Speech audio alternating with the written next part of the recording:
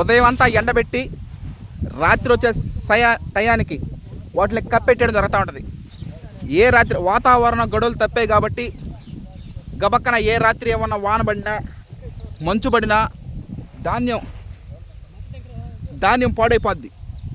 ఆ విధంగా కాకుండా నైటు పట్ల కప్పెట్టేయడం, ఒక్క గింజ కూడా మంచుకు కానీ వానకు కానీ తడవకుండా ఆ ప్రాసెస్ చేయడం జరుగుతూ ఉంటుంది.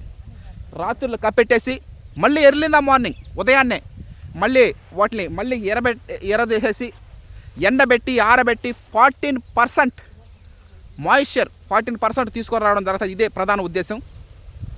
ఉదయాల పూట పట్లిప్పేయడం, వాటిని మళ్ళీ ఎండబెట్టడం, ఆరబెట్టడం, మళ్ళీ నైట్ వచ్చే టైంకి మళ్ళీ వాటిని క్లోజ్ చేసేయడం. గబక్కన వానబడినా మంచు పడినా ధాన్యానికి ఏమి కాకుండా ఉండడానికి ఈ విధంగా చేయడం జరుగుతూ ఉంది. Okay, thank you.